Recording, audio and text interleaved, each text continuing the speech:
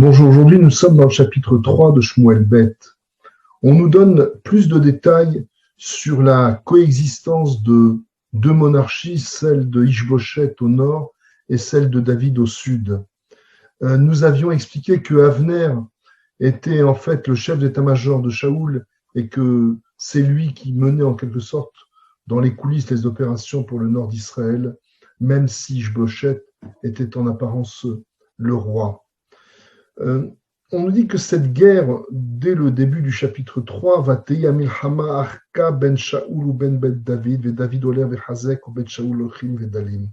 Eh bien, la guerre se poursuivit entre ces deux camps, une guerre fratricide, mais avec le temps, Shaoul et ses hommes prenaient de l'ampleur du pouvoir et commençaient à grignoter en quelque sorte sur le territoire du nord d'Israël, tandis que le régime d'Ishboshet allait en s'affaiblissant.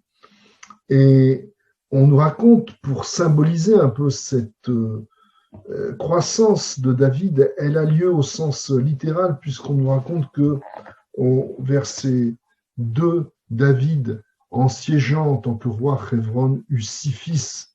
Je les énumère au travers des versets 2 et 3. Vaïvaldoul David Banim Bechevron, Vaïbechoro Amnon, son fils aîné Amnon, fils de Achinoam, israélite. Ou Mishnu Kil'av le Avigail, Eshet Naval Akarmi. Le deuxième fils était Kil'av, comme son père. Les Chachamim nous disent qu'il ressemblait comme 2 gouttes d'eau à David, justement pour qu'il ne soit pas la risée des hommes et qu'on ne dise pas qu'en réalité c'était l'enfant de Naval qui avait mis enceinte Abigail avant de succomber à sa crise cardiaque. Eh bien, ensuite, on nous cite Avshalom comme le 3e fils d'une femme qui s'appelle Maacha.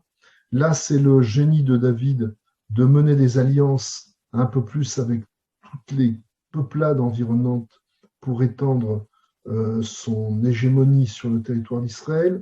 Le 4e, Adonia, fils de Chagit. Le 5e de ses fils, Shephatia, fils de Avital. Et le 6e, Yitream, fils de Egla. Certains diront qu'il s'agit ici de Michal. Nous en reparlerons dans un moment. En tout cas, c'est la prospérité pour David. Il se multiplie au sens de sa famille, mais également au sens du pouvoir qu'il exerce sur la terre d'Israël. Et voici que, alors que la guerre entre les deux frères, Ishboshet et David, tente à s'amenuiser, eh bien, Avner commet une erreur. Le texte nous dit qu'il s'unit à une des concubines du roi Shaoul, ce qui est signe d'offense à Ishboshet, bien que Ishboshet ne soit là que par la volonté de Avner. Avner va trop loin. Et en prenant Ritzpa, la concubine de Shaoul, Ishboshet a le courage de se révolter et le condamne en lui disant « Comment oses-tu t'orner des apparats du roi qu'était Shaoul, ton ancien maître ?» Et là, Avner n'apprécie pas du tout cette réaction de Ishboshet, il l'estime ingrate eu égard au fait qu'il l'a mené au pouvoir et qu'il devrait s'accommoder de ce comportement.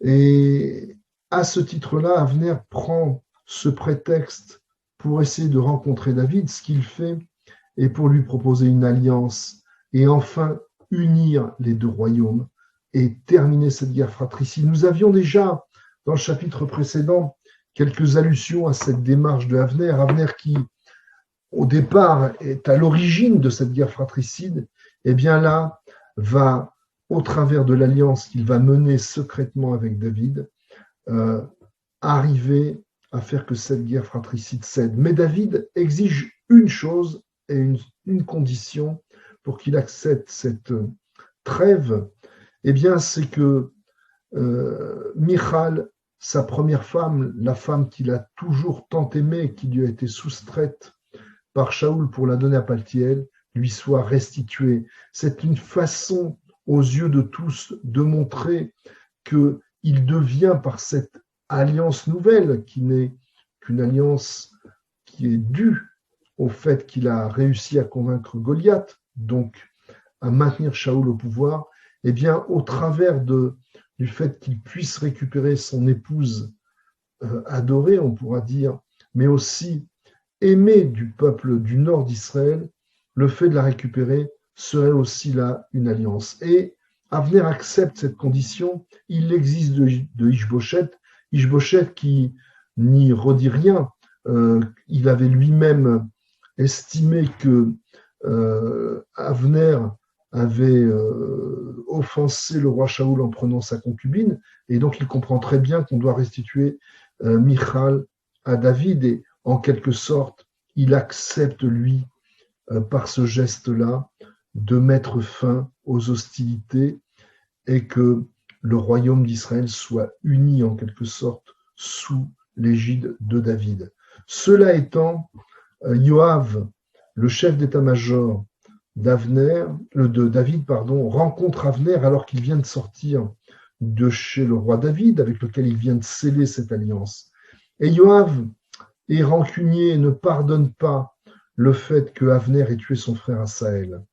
Au cours d'une mise en scène qui est décrite en détail, Avner et Yoav sont deux chefs d'état-major, des gens très intelligents, et lors d'une confrontation, Yoav, par une ruse, blesse à mort Avner, un peu de la même façon que Avner avait blessé son frère Asaël, et Avner meurt.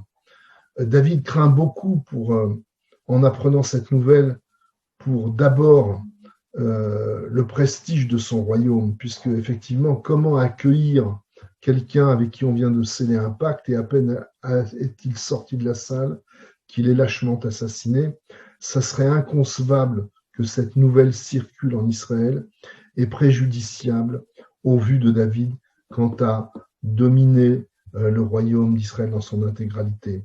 Et pour cela, David va beaucoup en vouloir, nous dit le texte, à Yoav, son neveu, mais le maintient malgré tout à son poste de chef d'état-major, puisqu'il a une armée puissante qui lui obéit. Néanmoins, David le maudira. La malédiction est très forte, puisqu'elle doit toucher aussi ses descendants, en les affublant de défauts physiques.